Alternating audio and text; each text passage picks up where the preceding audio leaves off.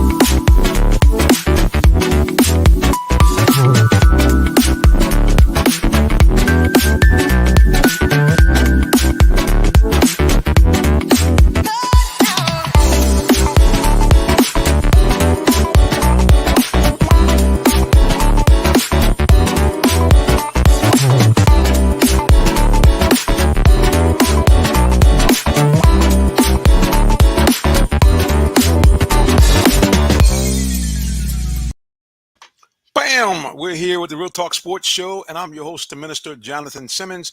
We thank God for those of you who are watching us here on multiple platforms. Those of you who are watching us on YouTube Live, Facebook Live. We're also on Twitter TV and Twitch, and we're streaming on Roku. You have to go to the Tiki Live channel, hit the Phoenix Entertainment Group channel, and bam, you'll see us broadcasting to you right here, right now. Hey, please follow the show anywhere on social media, Real Talk Sports, the number 7. You also can follow me personally at Minister J Sims. That's Minister, the letter J, Simm. And I would love to have you guys follow us and check us out and see what is going on. Please, I'll flash up on the screen one more time. There it is. Subscribe when you go onto social media. For those of you who are already on YouTube, please do so. All right, we don't want to belabor the time. You know, anytime I do this show, I bring on one of the most beautiful women in sports talk radio or TV. We know her simply as the Queen. Miss Tree Dolman is back in the building. Tree, welcome back. Hi, Jonathan. Hi, everybody. Hey, y'all gonna have a new theme song. What's that, Stevie Wonder? Isn't she lovely? Isn't she beautiful? Okay, so yeah, so the Queen, there she is. Great, another great weekend of sports. Lots of stuff going on. We're gonna talk about it, but first, did you do anything out of the ordinary? Forget about it. What did you do for the weekend? I spent the weekend working and also watching sports. You know, this was the last weekend of the WNBA regular season, so had to get caught up with those games and also working.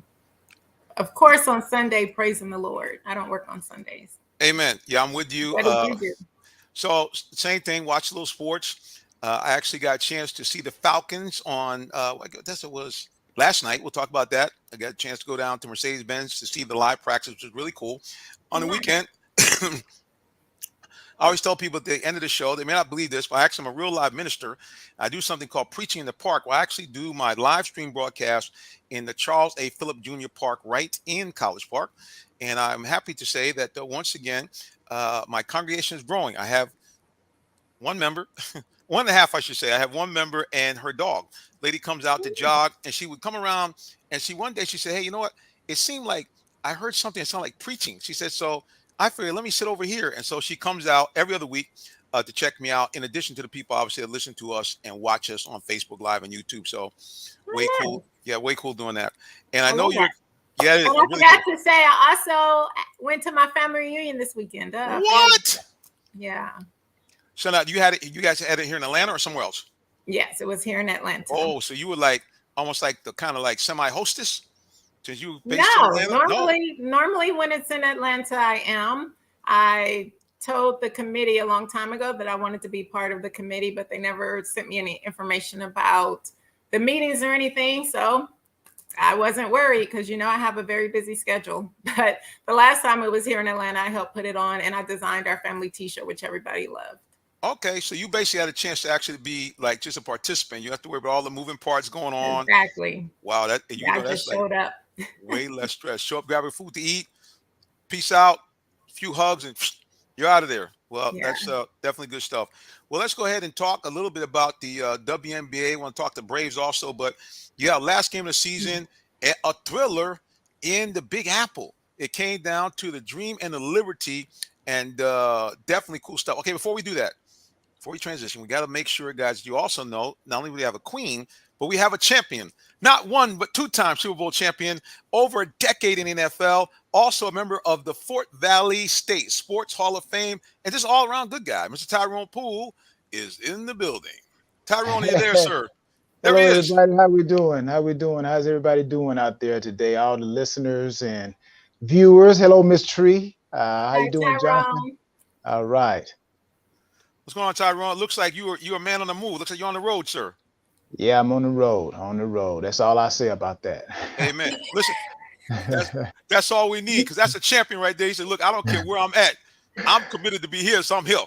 Amen. We appreciate you, sir. All right.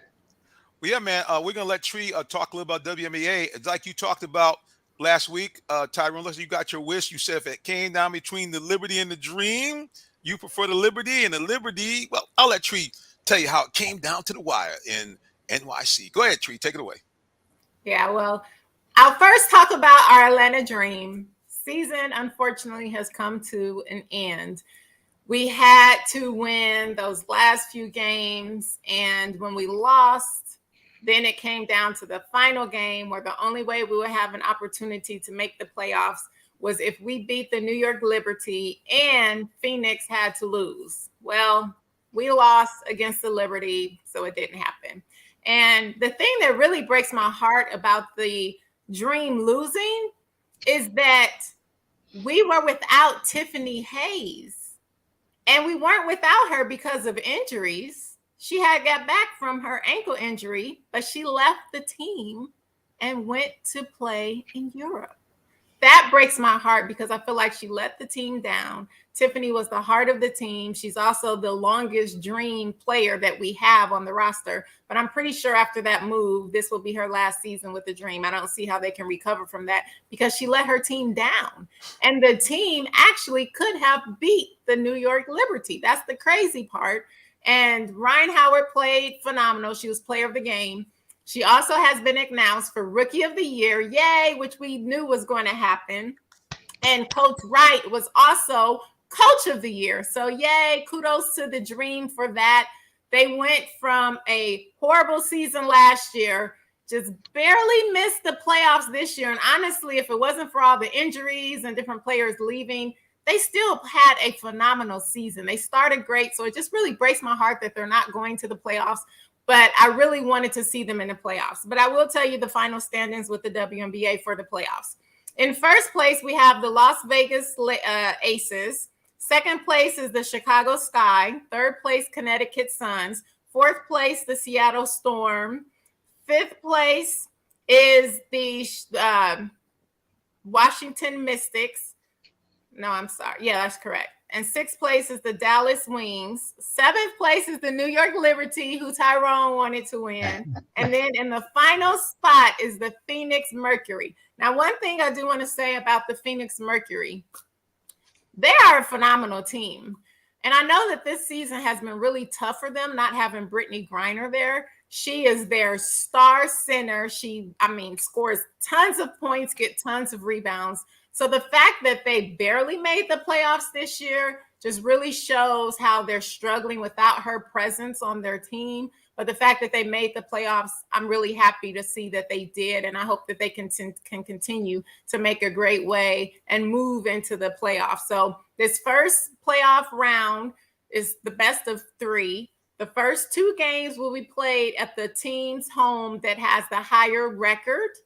And if they lose one of those games, then game number 3 will move on the road. And then after that is the best of 5. So the WNBA regular season is over, and now it's time for the playoffs. Again, congratulations to the Atlanta Dream, to our Rookie of the Year, Ryan Howard, and to our Coach of the Year, Coach Wright. And so sorry that the Atlanta Dream did not make the playoffs. Yeah, and I want to say this as well. Again, congratulations to Ms. Howard. But when it came to the playoffs and who gets in, again, I'm looking at it from a fan perspective. I want competition. That's what the playoffs is all about. Competition. It's about the best going against the best. It's not to say the Atlanta Dream is not one of the best, but when you look at the Liberty, you compare them. Hey, that's why they're in the playoffs. But the Atlanta Dream had a great season. So they are building. They won more games this year than they did last year. So they're on the uprise, and hopefully they can get back to where they were dominant and made it to the playoffs and had a great run. But now the playoffs are here, the WNBA. And if I had to pick a team right now, I know that question wasn't asked, but I'm going to mention I think the Las Vegas Aces, I look at the Aces. I was looking at the information about them, and they go into the playoffs with a 4-game winning streak. They're the only team with that 4-game winning streak. Of course, they tied for one of the teams, the best record in the WNBA. The Sky actually had 26 victories as well. But when you look at the Las Vegas Aces, I'm like, they just been pulling aces all this season. So unless there's an injury or a big letdown, I expect to see them go very far in the WNBA playoffs. Well, Tyrone, I know you were obviously, like you said, looking for better competition, but I tell you, I watched clips of that game between the Liberty and the Dream, and the Dream were like, look, okay, y'all going to have to get us out of here. And had it not been for the blistering 3-point shooter for Johannes, who I think she tied her record for most 3-pointers in the game. I think she had 5 or 6.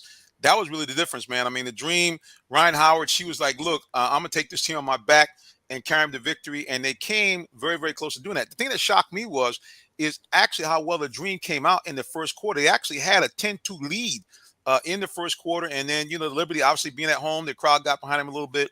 So, again, kudos to them, but also kudos to the Dream for saying, hey, you know what? Okay, y'all going to have to get us out. We're not going to lay down. We're not going to quit. You are going to have to run us out of here. And again, had not been for Johannes hitting 6 3-pointers and a late bucket by the Liberty with about 45 seconds to go, hey, we might be talking about that Atlanta Dream being a dream team. The best team won. You can't say if it had not been for Matt Ryan throwing for 4 touchdowns, and maybe the team they were playing would have won. You know what? That's the time when the players show up. When the lights come on, your game got to come on. And for the Liberty, hey, the lights came on, and again, kudos to the Atlanta Dream. But when it comes down to it, the best team won. That's all we can say. The best team won. Go hard or go home. That's it. Tell him, Tree, go hard or go home. Oh, go home. Well, like I said, again, to the Dream's credit, they did go hard, but the Liberty did what they had to do. Like I said, Johannes had a game of her life, and that was the end of the story for our Atlanta Dream. But again, as far as the pick, I'm going to go with the Chicago Sky, only because the young lady that played on that team that has connections right here in Atlanta. I'm trying to just Diamond DeShields. Diamond DeShields. That's right. With Chicago. She's not with Chicago anymore? For real? No. That's why they're not going to win, because John. She's with the Phoenix Mercury. That's why Chicago not going to win. Man, I'm through now. I'm through. I'm no more good. I'm through. Yeah, she's she's on the number 8 team, Phoenix Mercury. Man, my heart's broken now. I was all excited about cheering for the Sky. All right. Man. That's why Las Vegas Aces are going to win, because Jonathan dropped the ball again. Come on, man. Hey, man. Hey, listen. You got this, bro. You got to take a shot. I don't care if I go up in flames. I got to take a shot. So, I'm messing with you. Got to take a shot. So we went down like this. You can cheer for Phoenix. No, I ain't cheering for them. Oh, who Tree going for? Tree, who you going for WNBA? Champion. Who's going to win? It's kind of tough, right? Because one thing with the WNBA playoffs is not as easy as with the NBA for me to pick teams, because you just never know when the playoffs come. People get that burst of energy. So I'm thinking that it will be between either the Las Vegas Aces, the Chicago Sky, or the Connecticut Sun.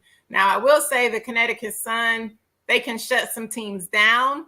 But if I have to go with my gut pick, I think I'm going to go also with the Las Vegas Aces, because last year they were also a favorite to win, and they really were hurt and upset by how they played in the playoffs. And so I think that that's been motivating them during the off season and all season to get back to the playoffs so that they can come away with the championship this year. I tell you, when you're ranked high and you don't win, that loss, boy, it can change you. So I think I'm going with the Las Vegas Aces because I think they're motivated in more ways than one. Okay. Now, who's the star player on the Las Vegas Aces? Is that A'ja Wilson? Did I get it right this time? That is correct. Yes. All right. Let's see if I can go to a videotape of how it kind of began for Miss A'ja Wilson. We had a chance to check her out many moons ago, almost 8 years ago, when she was just a high school player and won the 2014 Naismith High School Player of the Year. Let's see if we can get that screen share. Let's see if I can get the technique happening and popping here. Let's try to share our screen. We got a lot of technology going on. Here we go. And we're going to go with the, yep. We don't want the slide. Share the screen. There we go. Okay, so let's go here. And again, we're going to go back and take a peek at her when she was just a high schooler. And let's see if we can get that on the screen. There it is. And we're going to press the play. And hopefully it'll all work this time.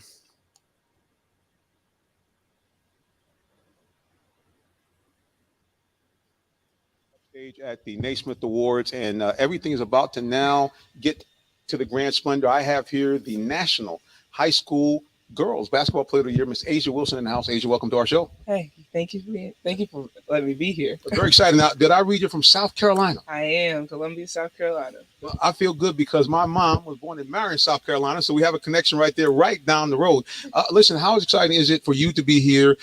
So many great players across the country, and you picked out as the #1 player in the nation. It's a blessing and honor to be in this situation. This has been just a great year and month for me, and God has really, truly blessed me. So to be here and to really be picked out of like a lot of great talent is just an honor and a blessing. We again are honored to have you here.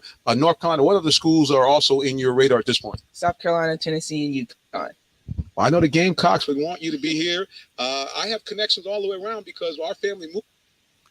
Well, there you go. She actually did end up going to South Carolina and playing there with Dawn Staley, and was a All-American on multiple occasions. And she's actually been in that WNBA Player of the Year. So we could see early on that she was going to be a baller in the WNBA, and we're so excited that her and actually her whole family got a chance to interview everybody. If you guys want to find that, go onto our YouTube page and put in Naismith Awards, and you will find an interview with A'ja and the rest of her family. So great stuff kind of before she hit the big time. Always exciting to see that. Now, let's shift over to some baseball. How about them Atlanta Braves trying to get some get back? Tyrone and Tree as the New York Metropolitans, who lead the NL East, are now in Atlanta. Atlanta gets a big win last night, and they're playing again tonight. Can Atlanta maybe get a sweep or take this series to get back in the race for NL East champion? Tyrone, what do you think the chances are for the Bravos to get back in the staggone thing? Well, you know, you look at it right now, the Braves, they had an upper hand. They got a 3-game winning streak right now in the series. But when you look at the fact that the Mets are still on top of the division, so it's going to be a great series. These teams play each other 19 times every year. Okay, and right now I think it's 8-5. The Mets have beaten the Braves, so far they played 13 games with 6 games left. So this series, and then they got 3 at the end of the season, and the Braves are just 4.5 games back. So the Braves realize that this is a big series against the Mets, the division leaders, and the Mets realize that the Braves are nipping at their heels. So it's going to be, as they call it, a barn burner. So if you like baseball, man, this is the time of the year. It's cranking up. No doubt. Braves have a couple more games yet to play with the New York Metropolitan, and hopefully yours truly will be on the scene on Thursday night for the final game of that series. I'm part of a truck club with Ford Motor Company, and that's kind of our truck meeting for the summer. And go out there and have break a little bread up there at up at Truist Park, and then watch the Bravos hopefully take out the Mets and maybe get this lead down to 1 game. But like you said, Tyrone, it could come to those last 3 games of the season. Tree, what do you think? Bravos' chances of overtaking the Metropolitans? I do think they have a chance. So they are right now the reigning champions, and I think they just need to get it together. And yes, I think they have an opportunity to go ahead and take it. And how important is that? I'll ask both of you guys that championship pedigree. You remember a couple of years ago with the head coach of Houston. I remember he ran off the court and said, "Never forget the heart of a champion." I mean, how important is that to have that championship experience as you're getting into this point where, hey, we got a team in front of us, we're trying to repeat? How important is it? I think it's very important. One thing that you'll notice about teams that win championships and teams that win, it does not matter if they're down, if there's time on the clock, they believe that they can come back. They believe in themselves and they know that they can win and get that W. When you have teams that lose constantly, it's just something in their pedigree where it's just like, oh, okay, well, we lost this game again. We'll just play the next one. There's a difference. So I think that having that pedigree of winning and becoming a champion, and especially being the champions of the current champions until someone takes you over, I think that helps. But at the same token, you also, because you're the champions, you have a lot of teams that are gunning for you. So you just have to make sure that you have that work ethic. You have to make sure that you're really working hard and practice and doing the things that you need to do to stay the champions. You get sometimes where people are so focused on last year. Oh, we did this last year. We did this last year, but they're not working for the future. So you can't have teams that, oh, we won last year, blase, blase. No, you won last year. You need to work harder. That's just my opinion. And so I think having that championship pedigree will help them in situations where they know they can come back and win. Yeah, and I agree with. Go ahead. I agree with Tree. Just looking at the Braves, they do have the hardware. So if they need to get a reminder of who they are, they just go look at that hardware. Just look at it and it'll tell you who you are, what you have, and what you can do. The other thing I look at, the fact that when it comes to the Braves and talking about the Mets, the Braves have the Mets number. And when you look at the all-time series, the Braves, depending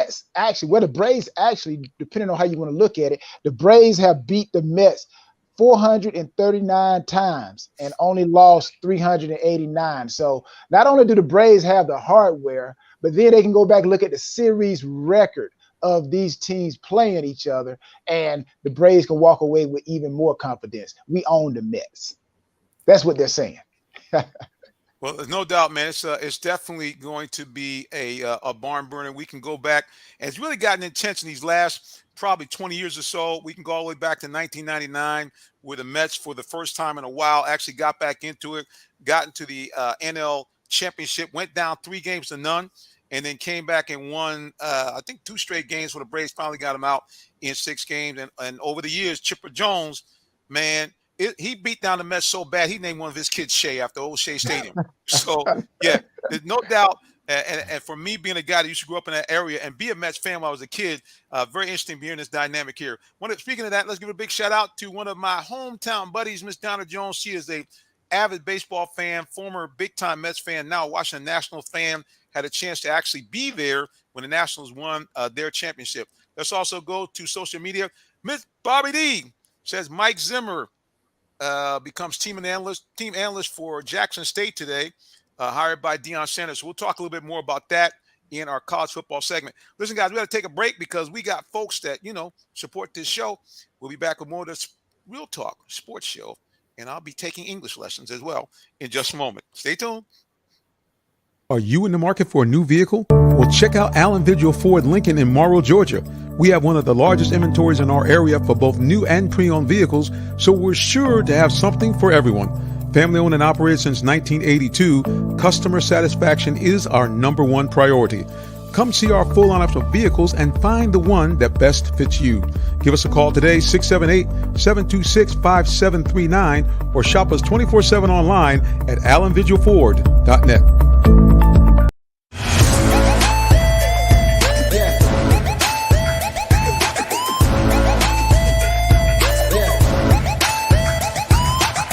This is OJ Howard with Real Talk Sports. What's up, guys? This is Tim Tebow. You're listening to Real Talk Sports. This is Charles Woodson. Let me grab the mic. You ready? This is Charles Woodson with Real Talk Sports. Hey, it's your boy JB Smooth with Real Talk Sports.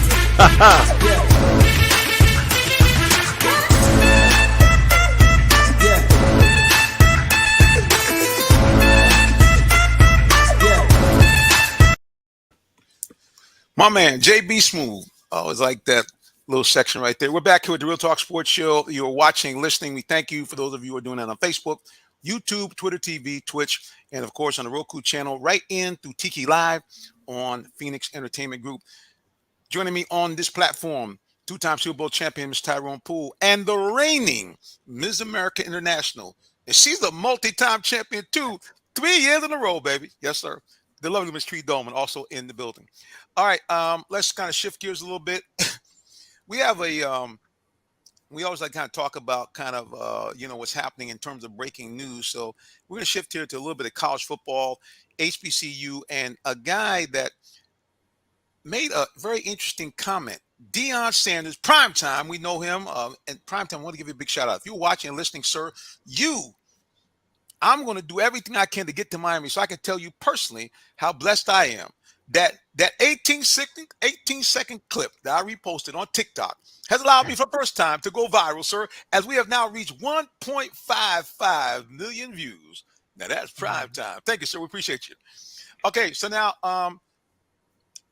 Tyrone, you kind of pointed this out, and it's interesting. Deion made some comments sometime around the Hall of Fame induction, making the statement basically saying that some guys getting in may not deserve to be getting in, and maybe there should be 2 levels of Hall of Fame. Tyrone, break that down a little bit. Some of these remarks that Deion was talking about with Hall of Fame. Well, I actually came across it myself. Deion, great player that he is. I believe that, I consider him one of the GOATs of the NFL. He brought something to the game that was never there before, just like Jerry Rice, Lawrence Taylor. So Deion was saying that the Hall of Fame, they're letting pretty much anybody in. You remember back before he made a comment, before he made this previous comment about they're letting every Harry, Dick, and Tom, or however he put it, into the Hall of Fame. And the Hall of Fame is not the Hall of Fame anymore. So this time Deion says pretty much, okay, these guys, maybe they've had a great career, but they have not changed the game like others have, like I have. This is what Deion is saying about himself. And I agree, he changed the game. Before Deion or after Deion, before Deion, there was no such thing as a shutdown corner. They wasn't even using that term. So now, he's just saying that he needs to be in a room by himself. He don't need to be, his bus don't need to be around or next beside other guys that basically didn't change the game like him. And I agree with him. I think there should be tiers. There should be tiers. It's like a pyramid. You're inside the pyramid, but there are people who have changed the game. You think about, again, like I said, Lawrence Taylor, he changed the game, man. I'm like, Joe Gibbs that's how the 2 tight end set got instituted into the game of football. Joe Gibbs said that we want to make sure we know where Lawrence Taylor is, because we can't leave him one-on-one with our tackle. We got to give our tackle help. So he instituted the 1 back, 2 tight end set. That is called changing the game. Deion changed the game. We could put him on any receiver, and then we could take our defense and shut off whatever the offense is doing. So I agree with him. It's not to say that these other guys are not deserving. It's just to say that there is a ranking. There are the GOATs, and then maybe there are the elites, and then maybe there are the good, and then, wherever else you want to go with it. But that doesn't mean that you're not a bad player. It just means that there's somebody better than you at that position. So I agree with Deion. All right. To the lady that has been there, done that, seen it up close and personal, Ms. Tree Dolman, what are your thoughts about Deion and his comments about, hey, we need like 2 tiers in the Hall of Fame, or maybe 3? Well, I first want to say I have not done that. Well, you've been there. I've never played football. Been there, never, you know what I mean? Never, took 1 snap. So, but my opinion about that is I disagree. So we know that when you look at all of the sports Hall of Fames, the Pro Football Hall of Fame is the most exclusive and is the toughest to get in of all professional sports. They have the lowest percentage of people who have played football that actually gets into the Pro Football Hall of Fame. So 1, these are statistics. So it's not my opinion. The statistics show that obviously they're not letting anybody in, because if they were, there would be more than the 300 and so players that are inducted into the Pro Football Hall of Fame. There's more baseball players and basketball players that are in the Hall of Fame. So most exclusive Hall of Fame of all sports. Secondly, no, there should not be any tiers. That's what the NFL is for. You get tiers when you go to the Pro Bowl, or when you're Player of the Year, or Defensive Player of the Year, or Offensive Player of the Year, or all of those things. That's where the tiers come in. Once you're inducted into the Pro Football Hall of Fame, everybody is on the same level. You are a Hall of Famer. So no, there should not be different levels of this type of Hall of Famer, that type of Hall of Famer. You're in the Pro Football Hall of Fame. That is the ultimate goal of most football players when they play in the NFL. They want to be the best of the best, and that's what the Pro Football Hall of Fame is. So I respectfully disagree with Deion Sanders and Tyrone, and I think, no, the Pro Football Hall of Fame should stay how it is, where everybody is on the same level. It's a brotherhood, it's a family, and once you get in, you're in for life, and I respect that. And I just say this right here, Tree, they have it in your business. That's why they have runner-ups.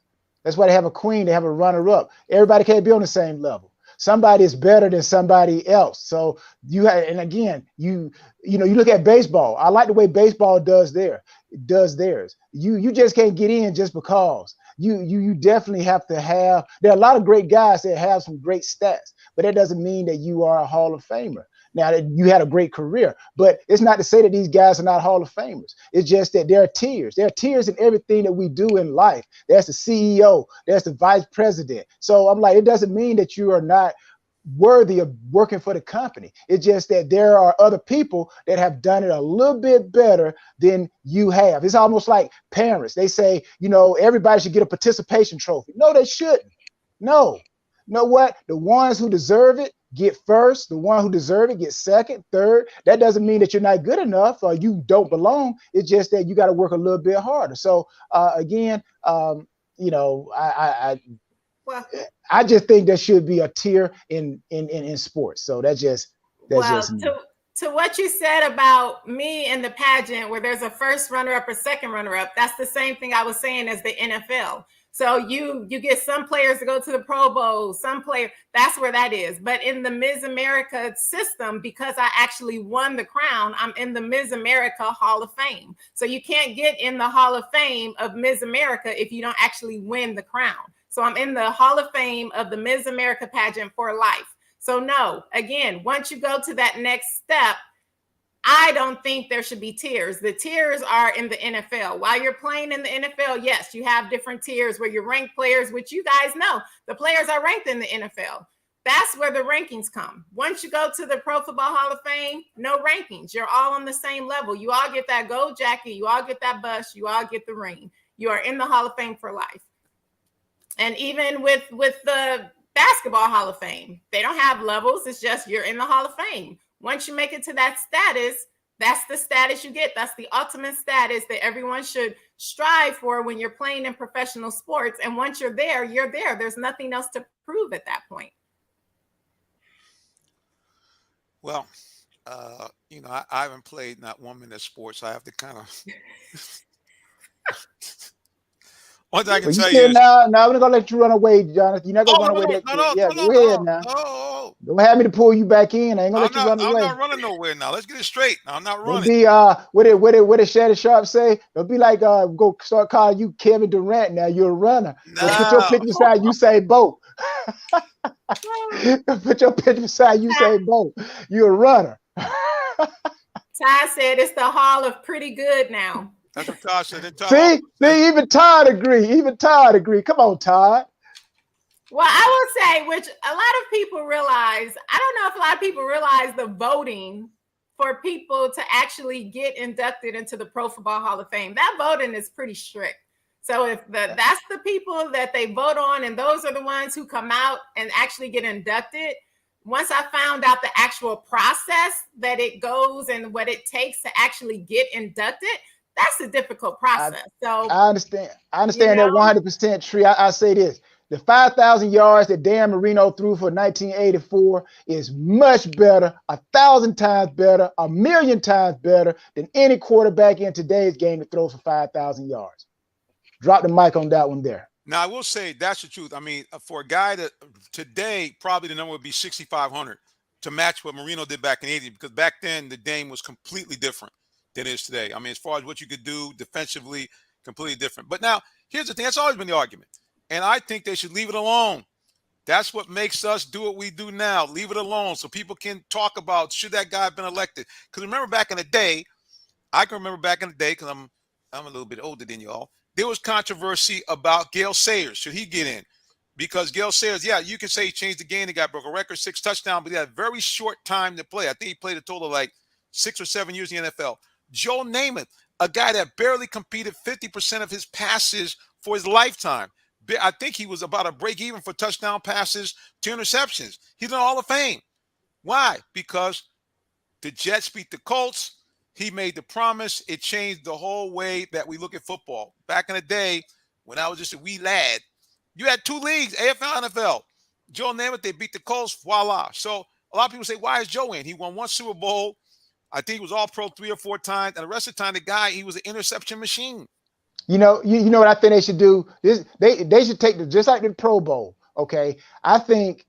Well, I'm not going to talk about the Pro Bowl. This is how I think they should do the voting for the Hall. They should let the players vote, just like they do the NFL Network got the top 100. It's voted on by the players. Let your peers. These are the people you go against every day. Some of these reporters, man, they haven't put on the jock strap, don't know anything about the game. They just vote. Hey, I got to vote. Let me vote for such and such just because I like him. But I think they should just let the players vote. Now, let the fans have a certain percentage and let the writers have a certain percentage, but let majority of those votes come from guys. Like, put John Madden. Let if he was still living, let John Madden be one of the guys that vote for the Hall of Fame. I bet you some of them guys in the Hall of Fame, John Madden said, nah, he's a good guy, but he's not one of those guys that make you say bang and boom and make you want to pay your money to go see him play. So I think they got the wrong people voting.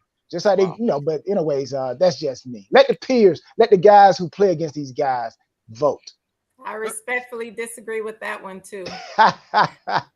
Let's go to social media. H.C. Hardy says, look at Tyrell Davis. If he doesn't win the 2 Super Bowls, would he be in the Hall of Fame based on his record? That's what he's trying to say. Because he, again, another guy had a very, very short record in the NFL. But the guy was dominant. 2,000-yard rusher, MVP in the Super Bowl. I mean, I don't know. So I guess that's the bigger question. What's the biggest key? How great you were in a period of time or how good you were over longevity? See, there go the tiers. That's the tiers right there. That's the tiers. You just named tiers right there. Longevity or shortness. So you got a short career, then boom, everybody fits in there. Like we talked about the people who are transsexuals. Okay, let them have their own league. Let them have their own league. Okay. Yeah, call it like it's spade. It's Real Talk Sports, right? Real Talk Sports. Real Talk Sports. I was laughing at Jonathan's face when you said that. Jonathan. Hey, I scared him. Jonathan don't like controversy, man. He like to keep everything like a regular heartbeat, man. But hey, it's Real Talk Sports, right? Real Talk Sports. But, so okay, what do transsexuals have to do? I'm just trying to. No, tears. All right. So, okay. Tears. All right. Well.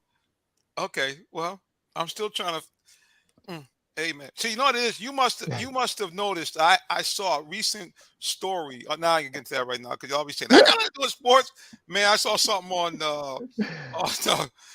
TikTok and what's the other one? Snapchat. Oh my gosh, they got like a dating site for transgenders.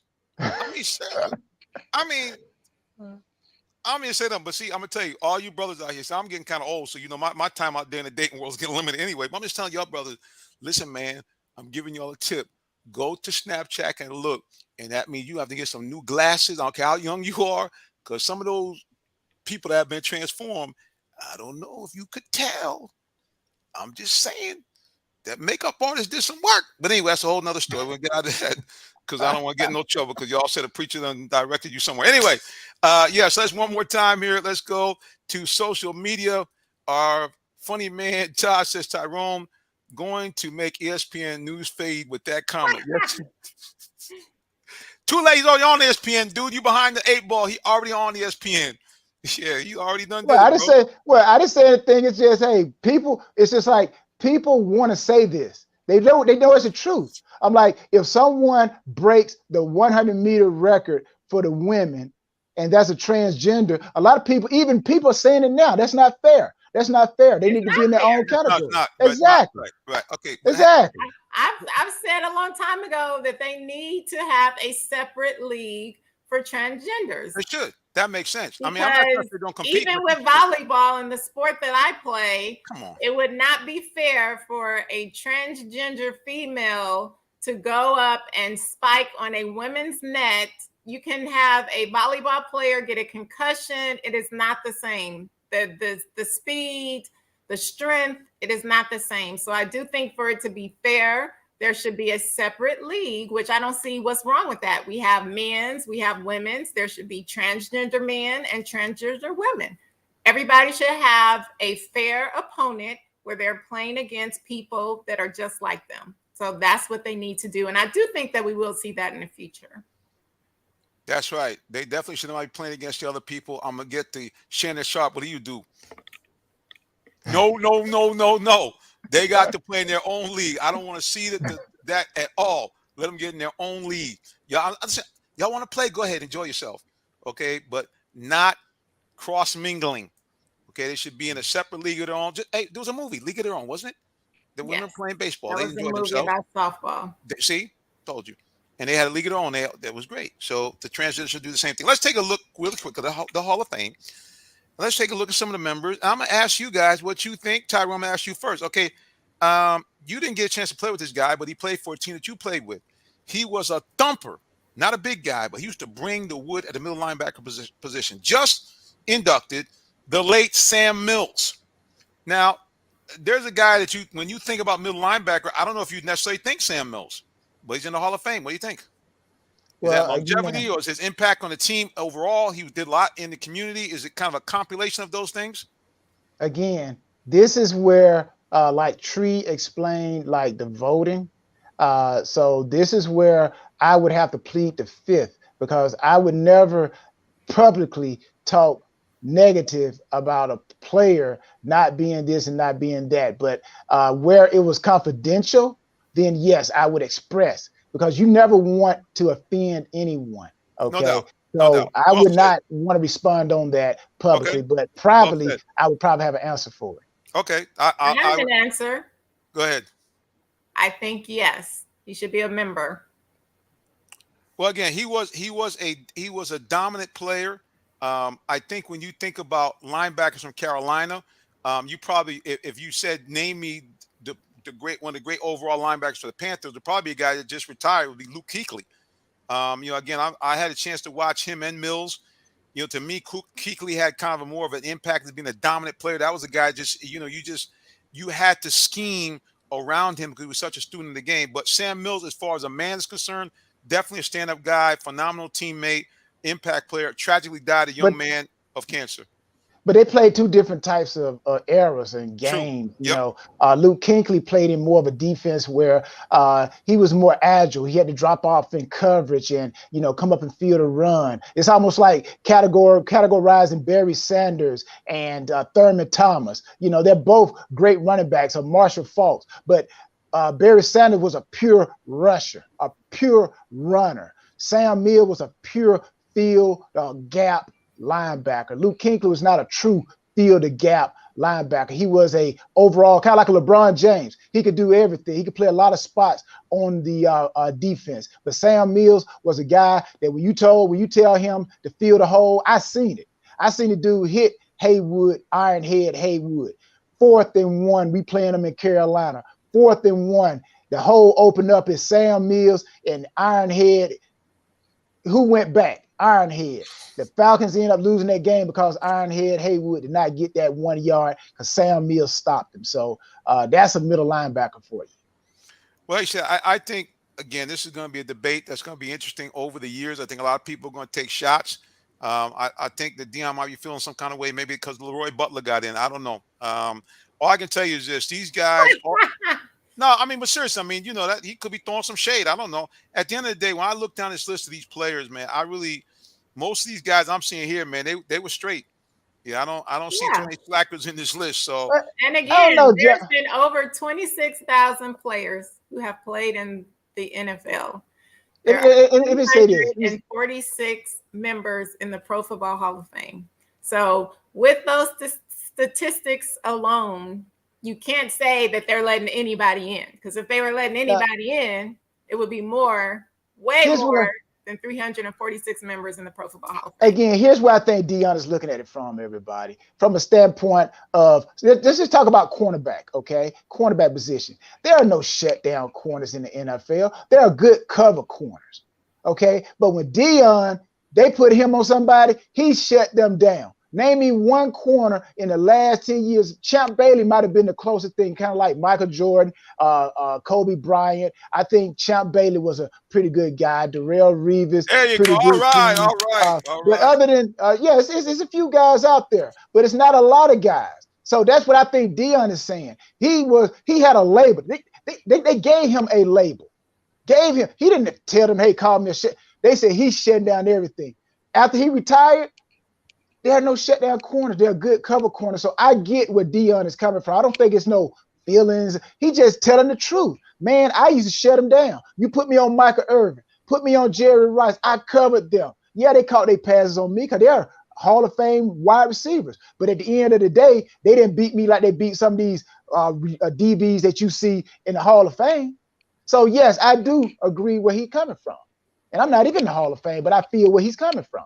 Hold up. Yeah, but we know that. I mean, when you look at the players back in the day, I'll say it's a different game. Like that cornerback is still cornerback. That's changed. The athletes. I mean, we know this, right? But it's still, of course, that's what makes Dion so great. There will never be another Deion Sanders. So you don't want somebody to come and be exactly like you, because then you wouldn't be you. But everybody is special in their own way, and these guys are doing great. That's on the problem. Field, and a lot of them are also great people. That's what a lot of people also miss when you're in the Pro Football Hall of Fame. A lot of these guys are doing big things in their community as well. So there's different pillars that the Pro Football Hall of Fame stands for, and each person in it stands for these things. So it's also what you're doing in your community and giving back to others. And to me, that's a problem too. It's just like with O.J. Simpson. I'm not saying anything about that, but a lot of people judge him for off the field. But you ask a lot of people what they do on the field. Man, look at here. He was a beast. Even the Steel Curtain had problems with the Jews. But again, that's just one thing, the field. That's a society we live in right now. That's a society want you to be good. They want you to be Superman, Superwoman on the field, Superman, Superwoman off the field. If you can't get one or the other right, then you're nothing. No, it shouldn't be like that. Don't judge me for the fact that I got a divorce, that I'm not a good father.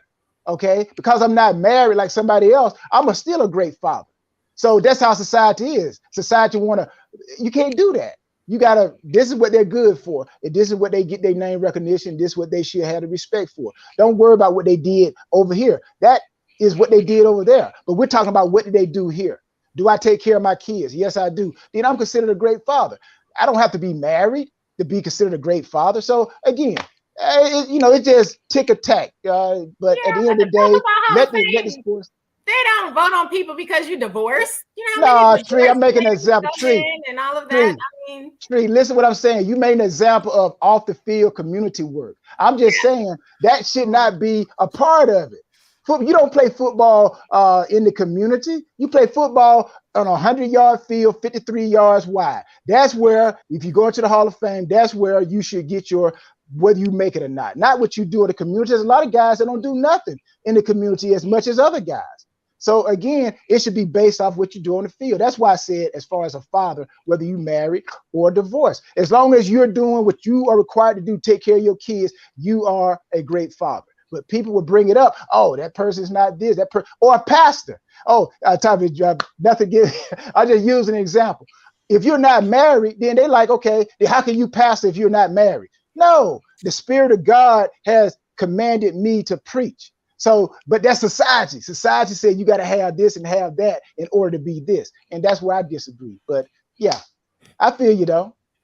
Yeah, well, I think what you do off of the field does matter. And that's just my opinion. And I guess that's the great thing about everybody has their own opinion. It does matter. I think I respect, like I love when they give out the awards for players that are doing great things in their community and giving back and helping our youth, because all of the NFL players, whether you want to be or not, you are a role model for our youth, and the youth are looking up to you. So when you see players giving back, I think that is phenomenal.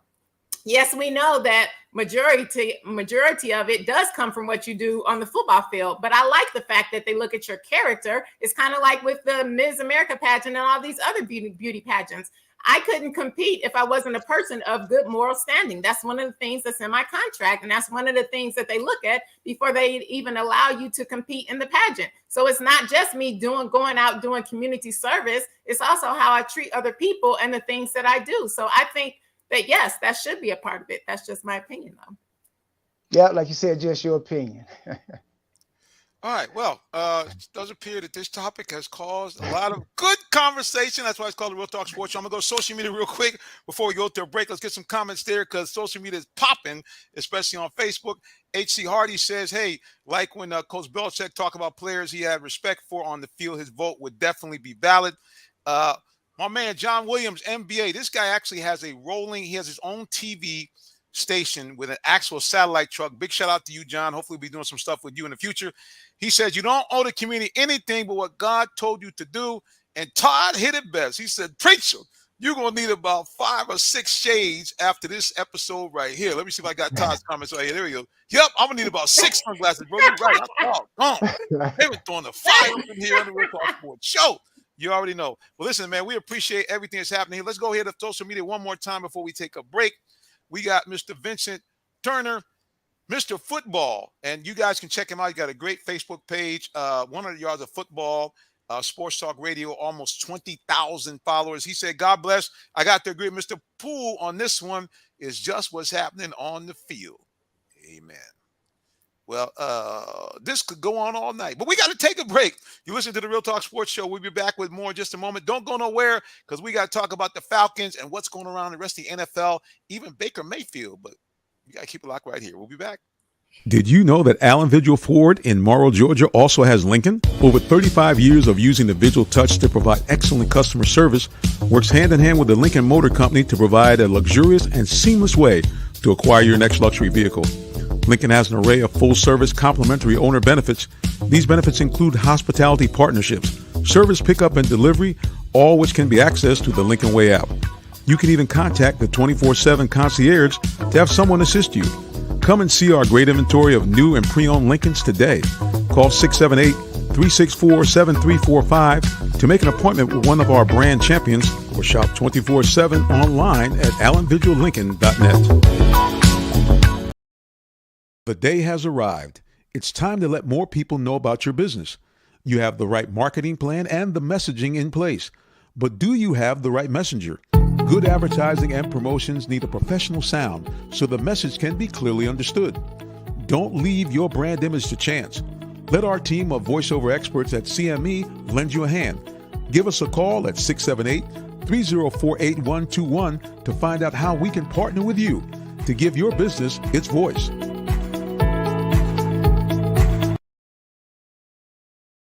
Yes, everybody, definitely check us out. If you do need a voice behind the scenes, more than happy to voice over your commercials or whatever you have going on. You can hit me up via. How can you hit me up? Well, there you go. Okay, hit me up. I don't know how you can hit me up. Don't hit me up at all. No, definitely do that. You hit me up here. Send me an email, jsimmons@realtalksports.net. You also can give me a call on the cell, 678-410-9833. And again, I would love to assist you in being the voice of your business. All right, back here talking some Real Talk Sports. It's been hot and heavy here. Social media has been jumping off the chain. Let's go back to it right quick here. H.C. Hardy says, preach Pastor Poole. He said, I got the Tide bucket in hand, ready to go. Hey, Hardy, you got to be careful of that Tide bucket now. You see Kreflo done backed off. You better watch that Tide bucket. You got to call it something. You got to call it something else, called the offering basket or something. But they leave that tight end stuff alone. Well, yeah, just like you said, it's been really a great weekend of sports. Lots of stuff going on. We talked about WNBA. We talked a little bit about the Atlanta Braves kind of stuff they're doing. Atlanta United is trying to get their push into the playoffs. We hope to have our good man Longshoe on with us next week to talk about the Atlanta United's opportunities and chances to be able to get to the playoffs. They're making that push, but it's been a struggle, Tyrone. It seems like with the change they've had in the last couple of years, it's been hard to get the team fully healthy and get into kind of that.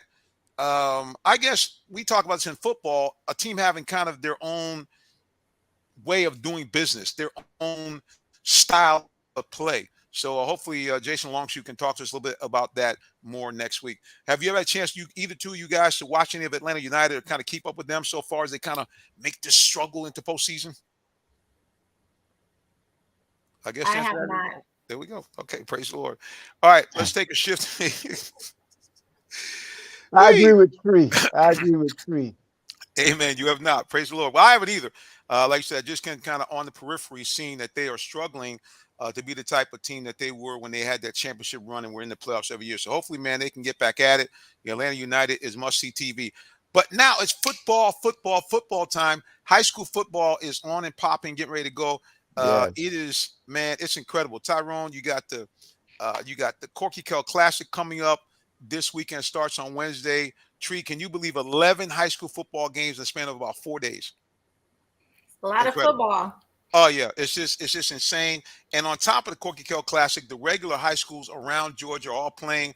Rivalry games jump off here in Clayton County. Jonesboro taking on Mount Zion, as you heard earlier in the week. Last week they talked about the team around the corner. It's the Mount Zion Bulldogs. North Clayton taking on Riverdale. It's just Monday's Mill against Lovejoy and Forest Park against Morrow. All the rivalry games are going to be happening this weekend as Clayton County jumps out of the box with a bang. So we'll be covering those games on Friday and Saturday, and then we'll be having some remote guys out on the field at the Corky Kell Classic. And yeah, it's crazy. Now, Tyrone, they didn't have the Corky Kell Classic, or did they when you were playing? Did they have that then? No, I didn't think so. Yeah, I think it was kind of. But I tell you what, these are the conversations. The past conversation. That's a conversation me and you should be having, Jonathan. You know, let us put our gloves on, and that's why we have Tree, the queen, sitting between us. But no. All due respect to the queen. But when I look at high school football, I'm just want to see and continue to see what Buford, these guys have moved up, man. They're playing 7A football. They dominated where they were. They moved up a class. Now they are playing with the big boys. And guess what? Buford is ranked number 1 in 7A football. They are followed by Grayson, Colquitt County, and North Cobb and Mill Creek. So, man, kudos to Buford. And also I want to give shout outs to my own hometown, Troup County. They're ranked, I believe they are ranked 8th in 4A football. And also got to give a shout out to Callaway. Callaway is ranked 6th in 2A. LaGrange, LaGrange, Georgia, they're not ranked, but still got the most beautiful uniforms in all of high school football, I think. Look, just like the Dallas Cowboys. Okay. Well, you hit it on the head here. And one of the things that's really cool about the Corky Kell Classic is they do try to bring some of those great teams so you can see these games right off the rip. Let's go take a look at it. You talked about, I think you mentioned in your comments, Mill Creek. So Mill Creek is one of the featured games Saturday at Mercedes-Benz Stadium. They'll be taking on a Walton team. They're always very, very good. Another team that you mentioned, Grayson, they actually have the nightcap. They'll be taking on Marietta in the final game. Brookwood, another perennial power. They'll be in the Mercedes-Benz Stadium, the 1 p.m. game. McEachern, another team that has, over the years done very, very well against North Gwinnett in the 10 a.m. game. So, yeah, man, we're going to have some great stuff. And in the early games, you're going to have Johns Creek against Parkview, another big-time team up north. North Atlanta against North Forsyth. And West Forsyth versus Archer will be playing on Thursday night. Fellowship Christian, a great school in the private arena. They'll be playing 2:30 on Friday. And Creekside Creekside, a former state champion right down here in South Fulton County. They'll be traveling all the way up to Rome, Georgia, to take on Rome. So, yeah, man, Tyrone, this is what everybody's looking for. North versus South, East versus West. Yeah. Some of the best teams in the state are squaring off. And like I said, again, right here in our backyard, all the rivalry games, man. So I'm excited about it. We're going to have our cameraman at Mercedes-Benz Stadium getting some highlights. He'll also be up in Johns Creek. Yeah, man. So I'm going to have to get some, what do you call that stuff? Some B12 shots or something.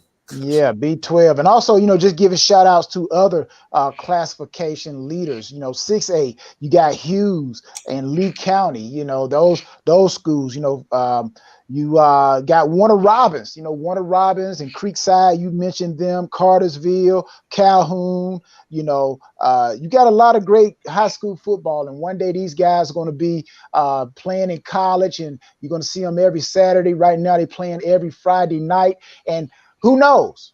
They could be playing on Sundays. That is so funny that you said that, Tyrone, because I was just about to say the same thing.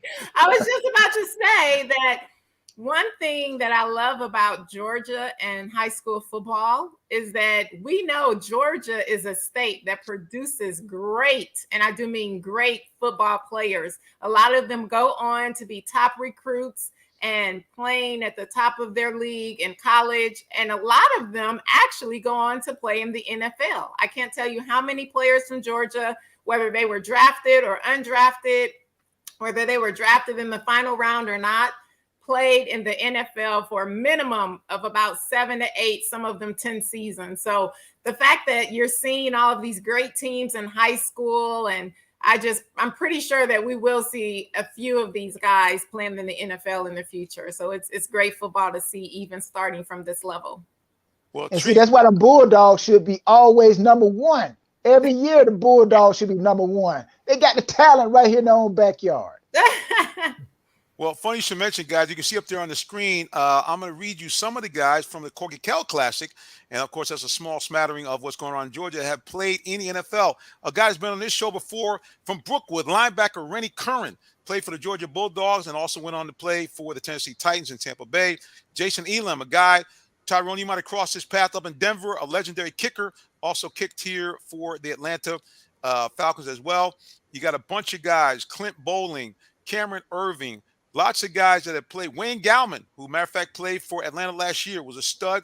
Robert Ikandichi, a guy that everybody thought was going to be a big-time player, lit it up at Ole Miss, but he just, I don't know whether he ate too much or what happened, but you can see here as I scroll down, tons of guys that have went and played in the Corky Kell Classic at least and went on to play in professional football. The Sitcombe brothers played at the University of Georgia. They played in the pros for what? Quincy Carter, a guy that's also been on our show. Great guy that played for the Dallas Cowboys. Jonathan Ledbetter playing in the league right now as we speak. So lots of people, as you guys both have mentioned, that have played in the NFL or are playing in the NFL that have come from Georgia, which is now considered one of the top 3 places for high school recruits in the nation. So again, big shout out to Georgia. And if you, again, guys, it's here. Most of the games cost no more than $7 to get in. So please, if you got a high school playing near you, football? Yeah, for high school football. Yeah. I don't know what schools you go to. I just know when my nephew was playing, the games were way more than $7. And he's in college now, and that was in high school and Johns Creek. And I've never paid $7, even when he was in elementary school. So that's interesting. I guess up north they just charge more, because up here it's not even close to $7. Yeah, Clayton County, they last year they charged us $7 to get in. So, maybe it's a demographic. I'm not sure. Can I say this real quick? Talking about high school football, and this is just for the parents, okay, and the players. In high school, they are big on 5-star recruits and this and that. All that's a bunch of hype. I'll just call it what it is, a bunch of hype. Because I'm like, if you go look at, and I would love for someone to pull up, and I actually pulled up some stats myself from 2002 to 2008. 5-star recruits that got drafted. There were 5 stars coming out of high school that got drafted going into the NFL. Okay, so let's understand there are like 1,094,300 and some odd high school football players right now. Out of that 1 million, 800 or so, low 800s, go to college football. And from that 800, about 200 and something go to the NFL. Now, from 2002 to 2008, here are the number of five-star, considered five-star, again, 2002 to 2008. Now, that's what? How many years? 7 years almost. Okay. First round, five-star recruits, 35. Okay. 35. 2002 to 2008, only 35 that were considered five-star. During that time, made it to the NFL. Second round, 21. Third round, 17. Fourth round, 12. Fifth round, 8. Sixth round, 9. Seventh round, only 3. Yeah. So people, don't get caught up with that five-star recruit, okay? It's not what you do in high school. It's what you do when you get to college. Yes. Sustained. Come on, Tree. Bam. A lot of people, they're so worked up on, oh, I was All-State, or oh, I was this, I was that. The key word is was, right? You can't continue to be successful today from what you did yesterday. So it always bothers me when you have these athletes and it's, oh, blah, blah. Yeah, but how hard are you working today? Because while you're just doing whatever is required of you and doing everything else, going through the motions, and even if you work hard on the field, but it's those players who are going above and beyond what is required of them that's going to take your spot. And it's always somebody trying to take your spot, Tyrone. You know that. Your spot is not always secure. You have to fight for that spot every week in practice to determine who's starting. I know that's the way it was always when I was with sports. It wasn't just a starting lineup. We had to fight for that starting spot. So you got to work hard. Don't get caught up with the five-star. Oh, yeah. Look, at the end of the day, that was one of the things that I know a lot of Georgia Tech guys were looking for him to go. And even myself, towards the end, I said, hey, he's either going to have to get different recruits or a different style of play. But he was a winner. You had a coach here at Paul Johnson, a guy that won everywhere he was. He ran what people mocked and called it a high school offense. It was kind of 3 yards with a cloud of dust. He would go in on fourth down a gazillion times in the game. But the bottom line is he won. And he talked about the fact that he would go and tell parents, hey, I can send guys to the pros. Because Georgia Tech doesn't send as many as other schools. They send a few. He said, look, we can get a kid a good education at a top quality school. And he said, I'm going to teach him how to play football. At the end of the day, a lot of those 3-stars and 4-stars that played at Georgia Tech, they were consistently a 9-win team. Now, you can say it's in the ACC, but they played against the SEC, and Paul Johnson talked about all the time, he had a winning record against the SEC. So it's not, you're right, it's not how many stars you got, it's what you do when you get on the field to play against the competition. That's all the stuff that counts. So parents, yeah, don't believe the hype, as they always say. Just tell your kid, be a good citizen, play as hard as you can, and it's amazing what may happen in the long run. So, and plus nowadays, plus nowadays, there's cameras everywhere. I mean, you got YouTube video. You got, I at high school games, Tyrone, guys have got their own camera crews. Yeah, I believe. In high school, the kid from Collins High School last year, the #1 team in the nation. The young man, I always kind of get a brain lock when I think about him, but the young man that was the #1 overall pick, went to Jackson State. He had a camera crew. Okay, he has YouTube videos that have gotten hundreds of thousands of views, all professionally edited and done in high school. There you go. Yeah, I'm so grateful and thankful that social media didn't exist when I was in high school and college. I'm so happy about that. There was no YouTube, and I know I'm probably one of a few people that feel this way. I don't want to be famous. I say it all the time. I do not want to be famous. So I would not want a crew following me around, and I don't want 1 million people looking at my video. I don't even want 1 million people knowing I exist. Okay. So I like to just, wow, that's just interesting. In high school, you have wow. Yeah. But hey, for each their own. I know a lot of the kids now, they love the YouTube and you make money off of it, and they love all these other things. So to each their own, but I'm just grateful and thankful that we did not have social media when I was in high school and college. Well, I tell you, there was a guy played at Walton High School, heck of a running back. And if I said his name, everybody would be like, yep, I remember him. I'm like, he was tearing it up.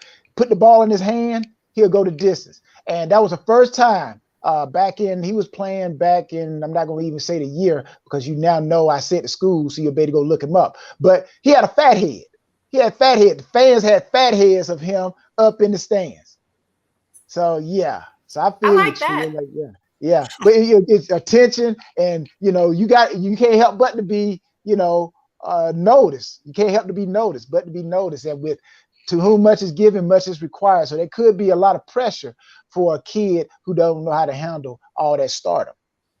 Oh yeah, man. Yeah, and I like the fat heads and the support. Check the fat head. And I found the gentleman's name was Travis Hunter. Travis Hunter graduated last year from Collegeville. I know I had to figure it out because I didn't want to be a fathead. So I just let me go out and find his information. But Travis Hunter, was an outstanding player. The guy, I mean, when I saw him at the Corky Kell last year, he looked like Julio Jones already in high school. You got 6'3", 215 pounds. Like, what the heck? Huge catch radius, all that stuff. So, yeah, at the end of the day, that's where it is. I talked to another young man that Mr. Jacory. I think he came out of not Valdosta, but one of the other schools down south. I said, I heard you going to the U, and he went like this. Yes, sir, he said, because they got the good potential for the NILs. I mean, not that they have a great coach, not that they had, a great team. It was like all about, hey, man, I'm about to get a check. And that's go ahead. No, I was saying, if I was going to college, I would be, hey, they have a great NIL program too. Of course, I would care about what they're doing on the court. That's a given. At least I think, you want to go to a school, especially if you're aspiring to go to the next level. You want to go to a school with a great program. But I can see why these kids are looking to go to places that have great NIL deals. Yeah. Of course, Tyrone and Tree, our man Todd, the insider, always got to get a little extra stuff going on. So he says he ran into Paul Johnson lately. I'm not sure we ran into him, but he said that the current Georgia Tech coach, Jeff Collins, is a joke. Now, Todd, now listen, let me get my shades on. That was a shade talk, brother. I mean, Jeff Collins is like this. I mean, I don't know what kind of a coach he is. All I know is he did a good job at the small school he was at before. He's a marketing genius.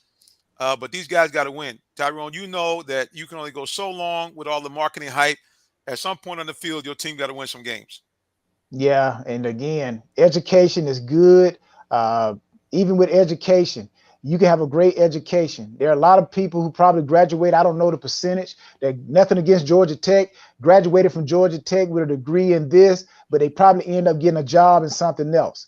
So, a lot of time in colleges, there are a lot of parents that send their kids to school and they major in this for 4 years and end up working something else that doesn't have anything to do with their degree. So, yes, I get it. A great education is great. But at the end of the day, education, you want money. Can it produce money? So what's the fastest way to get money? So you're going to go where they're going to pay you. Whether it's Miami, you're going to get a NIL deal. You know what? You can get paid in college and don't have to go to the pros if you're good enough in college these days. You get the NIL deal. They're signing $1 million, $800,000 deals. I'm like, if you take that money and invest it properly, you don't have to go to the NFL. So it's the NFL and these pro sports that need to be watching out, where these guys eventually, if they make enough money in college, invest it the right way, they may say, I don't need to go to the pros. I'm done. Tyrone, you a little bit low on that money, brother. There's a guy, class of 2023. They have already told him if he plays a minimum of 3 years, he's at $9 million. $9 million. Okay. Invest it properly, you ain't got to go to the pros. Save your body. $9 million in college. In college. And he's still in high school. He's supposed to graduate next year. Must be nice. Right. Well, I tell you what must be nice here. We're going to take a break, the last break of the evening. Then we're going to talk about the Falcons and what I saw at the practice and a guy that you might have to keep your eye on going forward. But you got to keep locked right here to let you know who it is. We'll be back with more. The Real Talk Sports Show in just a moment. Stay tuned.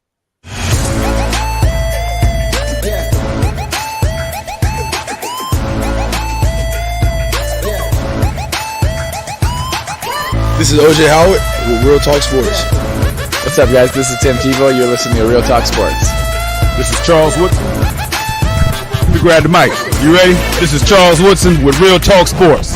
Hey, it's your boy JB Smooth with Real Talk Sports.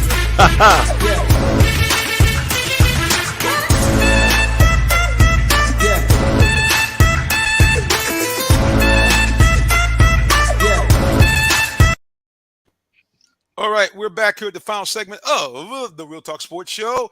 You can see on either side of me, first the lovely Queen Tree Dolman.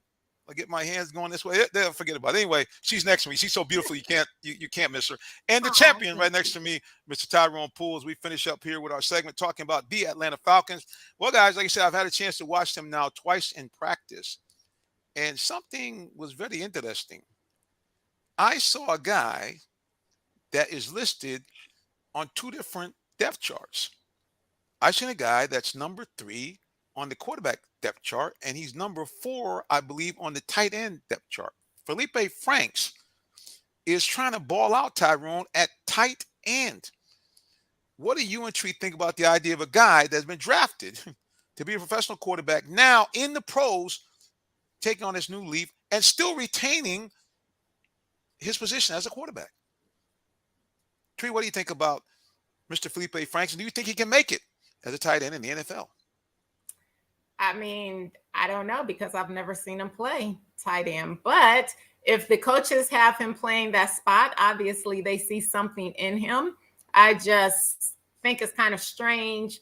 Quarterback, tight end position is very, very dangerous, especially when you get those passes up the middle of the field. Very dangerous. It just, I always have to close my eyes and prepare for those hits.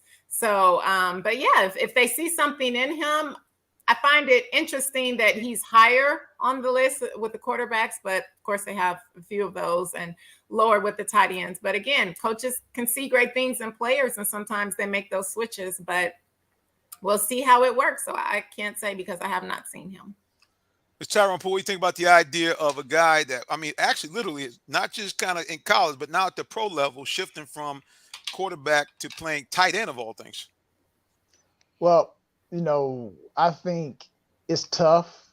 It's tough. You know, you said he's 4th on the depth chart. I don't know how many tight ends.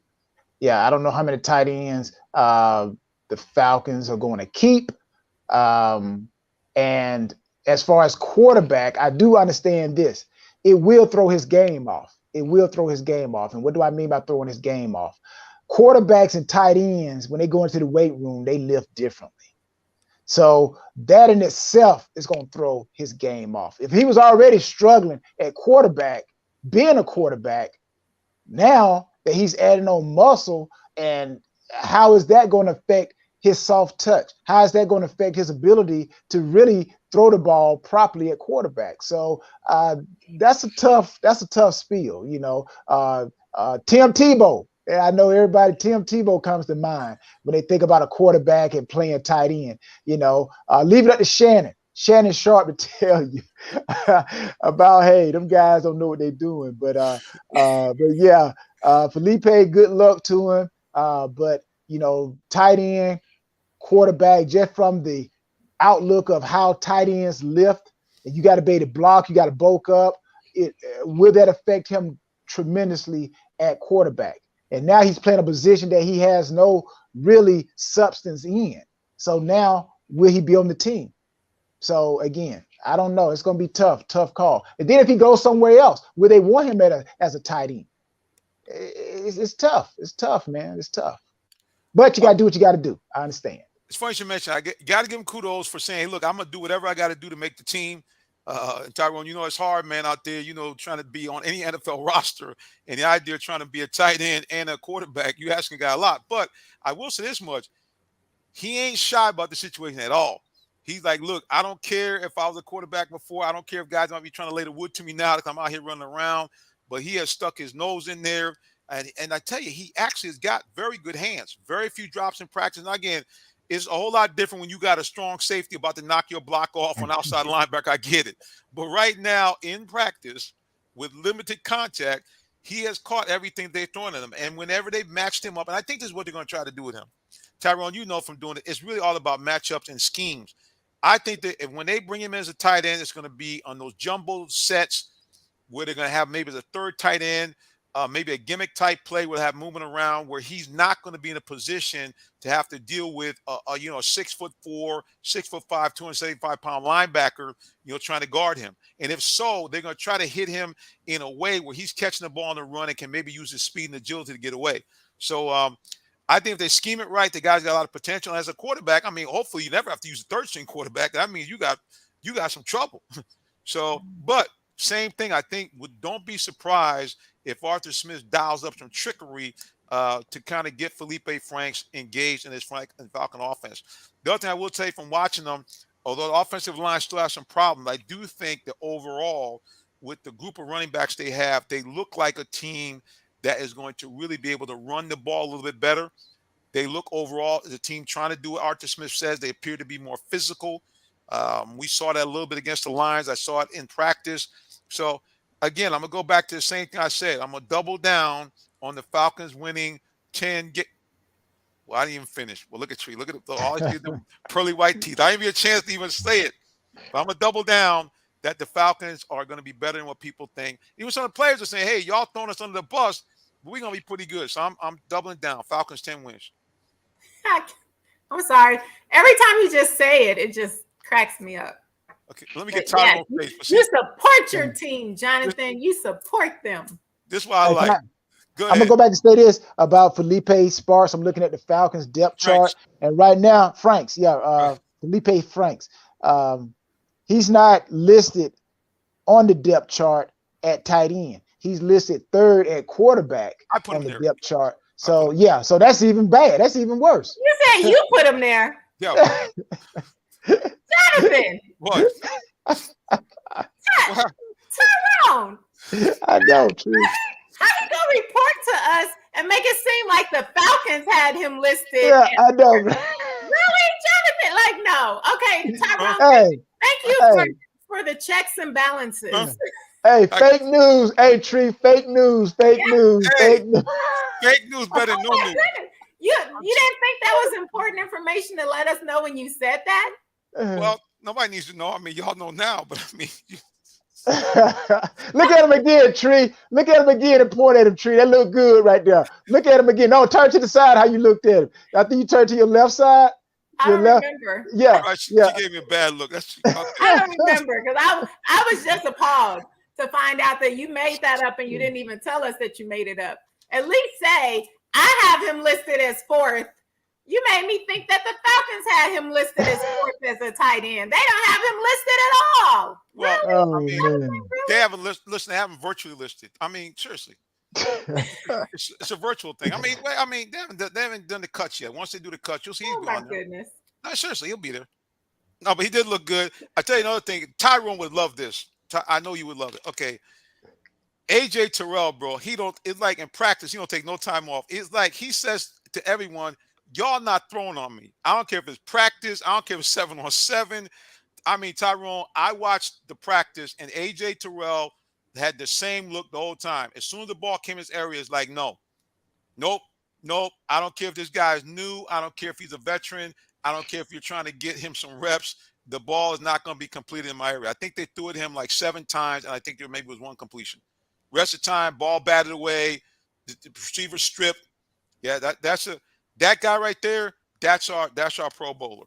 If he doesn't get hurt, practice is how you play. Yeah, if he don't get hurt, that guy's going to be a long time Pro Bowler with multi appearances because he's that dude. Yeah, so AJ Terrell, big shout outs to him.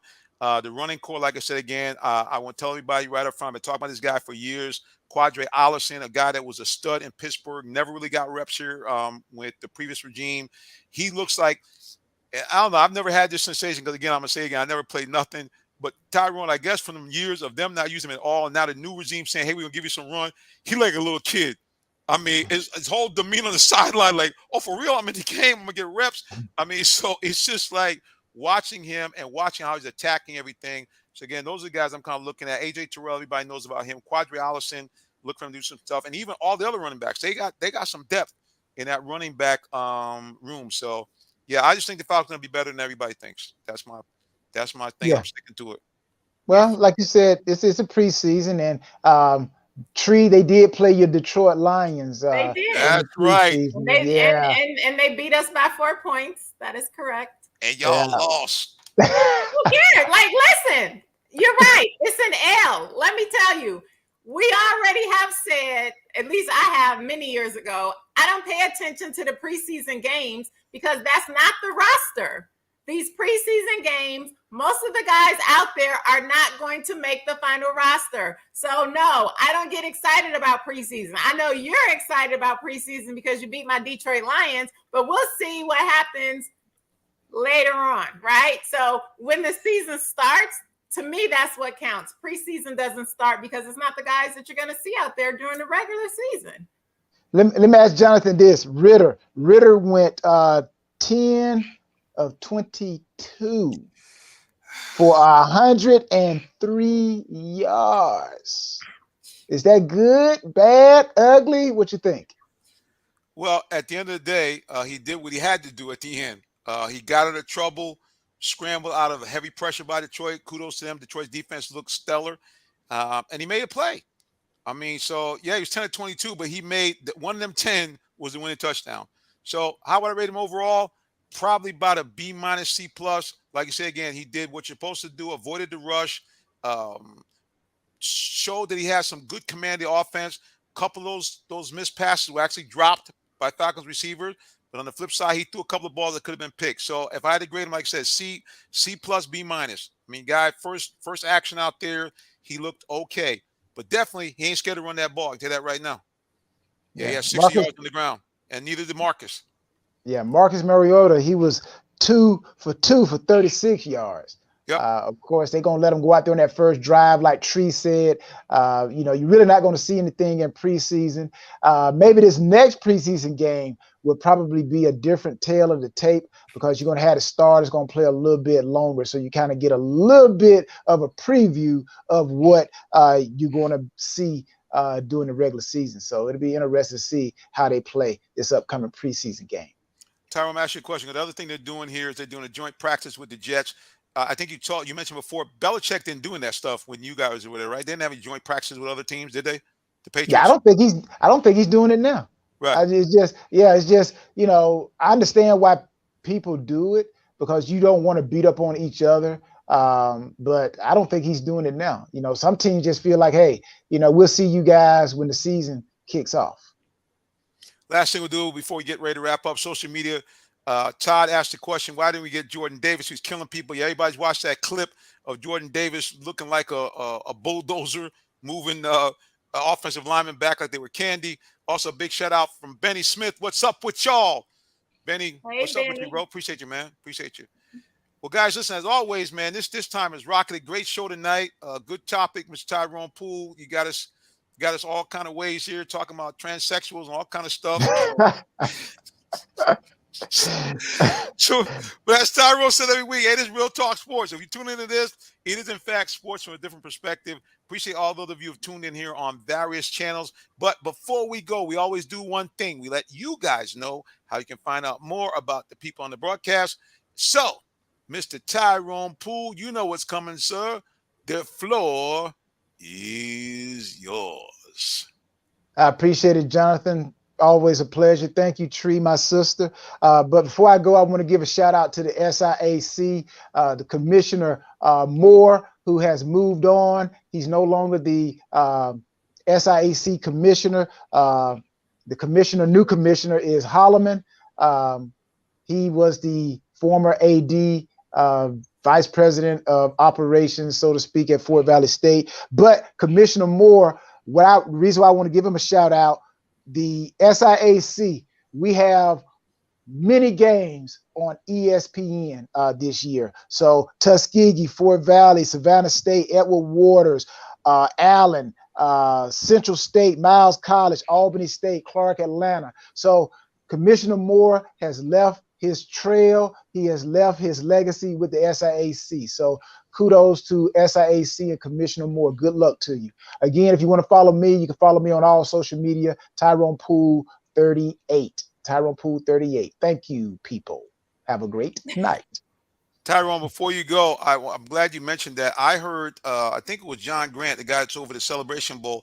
They said there's like a record number of HBCU games on ESPN this year. I think you said it was over 130 games or something like that. So, yeah, man, big shout out to you, everybody at the SAC, everybody at SWAC, MEAC, Big shout out to HBCU football, and we're going to bring you some more coverage this year, so keep it locked right here. Again, Mr. Tyrone Poole, number 38. There he goes. We All appreciate you, right, sir. people. God bless. God bless you guys too. All right, Tree Dolman, the floor is yours. Hello, everybody. You can find me on all social media at It's Latresa, as well as Ms. America International 2022. There you go. Follow right there. Anywhere you see it right there on the screen. Tree, we appreciate you.